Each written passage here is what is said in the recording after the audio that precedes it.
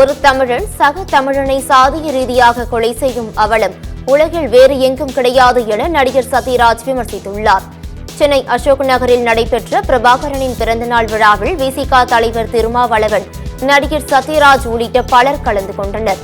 பின்னர் மேடையில் பேசிய நடிகர் சத்யராஜ், ஒரு தமிழன் மற்றொரு தமிழனை ஜாதியின் பெயரால் கொலை செய்யும் அவலம் உலகில் வேறெங்கும் கிடையாது என கூறினார். கொண்டு தமிழ் தேசியத்தை முன்னெடுக்கவே முடியாது. ஒரு ஆணவ கொலை நடக்குது. ஆணவ கொலை யாரு நடத்துறாங்க? ஜப்பான்காரன் வந்து வெட்டிட்டு போறானா? டென்மார்க்காரன் வந்து வெட்டிட்டு போறானா? ஒரு தமிழன் இன்னொரு தமிழனை வெட்டுறான் ஜாதியின் காரணமாக. ஆகவே இந்த ஜாதி ஒழிந்தால்தான் தமிழ் தேசியம் மலரும் என்ற நிதர்சனத்தை, உண்மையை முன்வைத்து ஒரு மிகப்பெரிய தலைவராக, ஒரு மிகப்பெரிய அமைப்பாக ஏற்படுத்தி வழிநடத்தி சென்று கொண்டிருப்பவர் தம்பி தொல் திருமாவளவன் அவர்கள்.